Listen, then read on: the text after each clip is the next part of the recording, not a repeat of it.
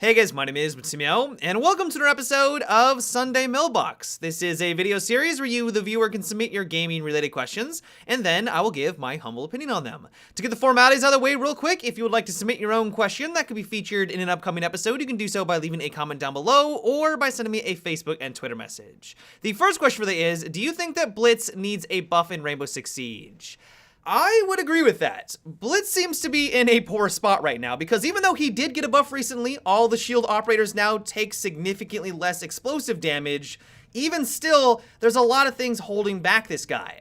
And so I think the one thing that they need to address is his massive headshot hitbox. I don't know if he has the largest headshot hitbox in the game, but that thing is gigantic. Not only when he just aims down sight, which makes it really easy to line up and get the kill against him, but also when he's trying to hide behind his shield, because his ear muff things stick out so far to the left and the right, even if he looks like he's directly staring at you, sometimes you can still line a headshot against him, which should not be possible. And so I think what needs to be done, at least at the bare minimum, is to rework his character model so that his head just isn't as big.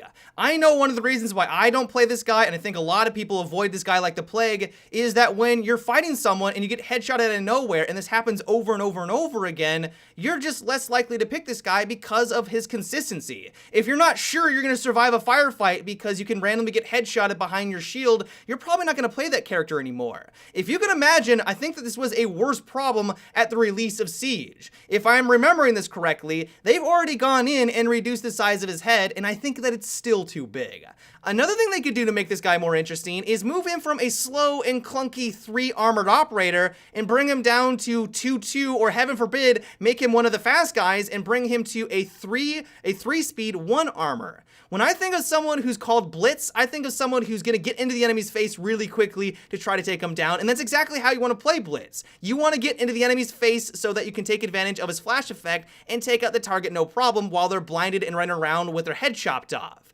That's very difficult to do with Blitz now. While you can still do it if you get an enemy who's caught in a room and they can't run away, you can still take advantage of this tactic, but because most players are aware of how Blitz works now, they're just gonna run away. And so if Blitz had the ability to just simply get into the enemy's face faster, he can then finally take advantage of his gadget, blind the enemy, and in my opinion, this would make him a hell of a lot better. Now, I realize that this suggestion is a lot more controversial than just simply reducing the size of the headshot hitbox. Like, this would be a dramatic change to this character, but it could be the necessary one. Who knows? Maybe it wouldn't even be an upgrade. Right now, one of the ways that people take out Blitz is to shoot at his limbs because he isn't as protective as someone as Montaigne, and so if he only has 1 armor, maybe this would actually be a nerf to this guy and not benefit him whatsoever. I think the only way that we'd really truly know if this would make him more effective is to try this out ourselves, which may never happen. And so let me know what you guys think about Blitz. Do you think that he's in a good place right now and no changes are necessary? Do you think that he's a little underpowered and could use some loving? And how would you like that to go about? His headshot hitbox, do you think that my recommendation is an interesting one? Is there any other way that you think that he'd be more viable? Give me your guys' thoughts down below. The next question is, do you think that the new behemoth in Battlefield 1 is going to be a massive tank? Yeah, based off of the little teaser that they showed off, I think that that's a pretty fair assessment. What makes me really excited of the idea of having a big, massive tank behemoth other than just a floating airship is that hopefully it won't just destroy you from across the map. One of the things I never really liked about the behemoth system is that while it's really cool in concept, when you're on the receiving end of it, it just sucks. Dying out of nowhere from a dreadnought that's halfway across the map because you're defending an objective or attacking an objective gets really annoying.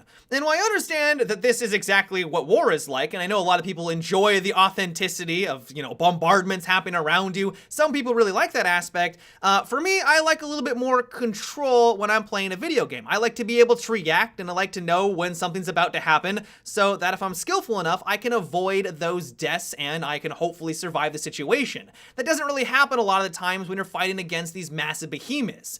And so I think the reason why I'm so excited for this potential new tank behemoth is that I'm guessing that it's just gonna be like a normal tank in the game where someone drives it around, but it's gonna have a lot of health, it's gonna have a lot of armor, and and a lot of firepower. That seems much more manageable to me. If you want to avoid it entirely, just don't go to that side of the map. You're not going to get pelted from artillery. Sure, they may be able to long-range snipe me from across the map if they're very accurate with their cannons, but you're going to be able to deal with it on a more of an individual level, and it's not going to be this overwhelming presence in the sky that is just going to all of a sudden maybe snipe you out of nowhere. That seems like a much more appealing system.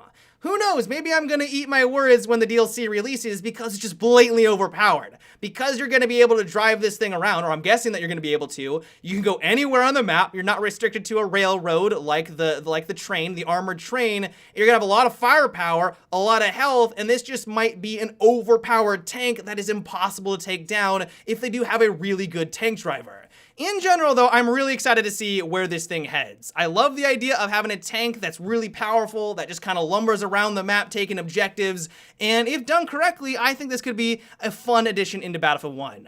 The next question comes from Steven, and it is, what do you think of adding skins for operators' abilities and gadgets in Rainbow Six Siege, such as 100 kills with the sledgehammer, you get a special skin? Now, on the one hand, there are aspects of this that I love, and then there's other aspects that I don't like whatsoever. The one thing I like about it is giving players a reward for doing actions. Like, if you play Sledge a lot, you love Sledge, he's your favorite character. If you won 500 games or 500 rounds with this guy, getting the reward of a special skin for that guy, maybe a new hammer, or you get a special skin for your helmets, or something along those lines, that could be a really cool reward. What I don't like about your suggestion, though, is the way you go about unlocking these skins. Do you want to have Sledge players running around with their hammer out as their primary weapon in a rank game, potentially losing you the round because they're trying to go for Sledge kills? Because that's exactly what would happen with this type of system. If you reward people for doing certain kinds of actions, they're going to do that in your video game. Players are going to want that new skin. They're going to want that reward, and some of them are going to go to the extreme, even in your rank games, to unlock it. I don't think that's the direction that we want for Rainbow Six Siege. And so if Ubisoft wanted to add in some sort of reward system for doing actions, they would need to walk a fine line. Even rewarding skins for getting certain kills with an operator might be pushing things too far. Now, I know this is a bit extreme and probably wouldn't change things dramatically, but if you need to get 1,000 kills with Ash to get that shiny new skin, you might now become more aggressive. You might want to try stealing kills from your teammates. You might put yourself in a position where you normally wouldn't have because you're trying to be greedy to get that kill so that you can unlock that new skin. Even getting kills with a certain operator would actually change the way that people play this game. What they could do is reward you for how many wins you get with a certain operator. So if you win 50 or 100 games with Sledge, you get a new skin or something along those lines. That doesn't change the way you play, it just rewards you if your team wins, which of course is something that you want to incentivize, and that would be one way of handling it. And so on the one hand, I do like your idea, at least some aspects of it, but on the other hand, Ubisoft would need to be very careful with this. The next question comes from Patrick, and it is, how would you feel if not having sights on your gun in Rainbow Six Siege would make you aim down sight faster? It would give players a choice to make, as there would be some kind of trade-off between sight options.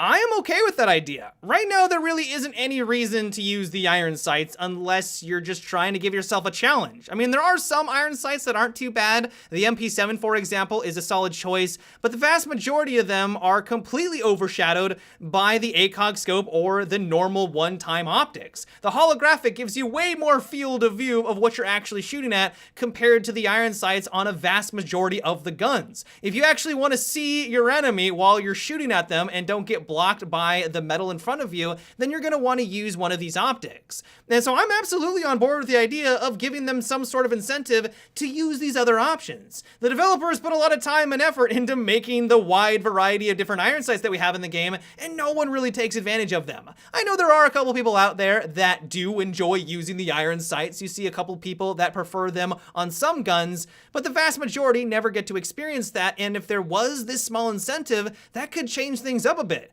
If you're a player who likes to be more aggressive, or if you want to play as Ash and you just want to get on the objective faster, I know some people, this is bringing up a red flag to them. They're like, oh no, I don't want Ash to be even more aggressive than she is right now. But if you are a player who likes to have that more aggressive playstyle and you want to enter into a room, scan your surroundings, see the enemy, and then aim down sights and not have to deal with a lengthy animation, this could be a valid option. The downside of this, of course, is that you are using the iron sights. Maintaining your accuracy for extended firefights is going to be difficult, and that might swing the favor into the enemy's hands. But yeah, guys, that is about it for today's Sunday Mailbox. I hope you enjoyed. Let me know what you guys think about what we discussed in today's video. Do you agree that Blitz needs an upgrade? Would you love to have a little bit more reason to use the iron sights in Siege? Let me know down below. As always, if you would like to submit your own question for an upcoming episode of Sunday Mailbox, you can also do so by leaving a comment down below or by sending me a Facebook and Twitter message. But until tomorrow, guys, have a good one and take it easy.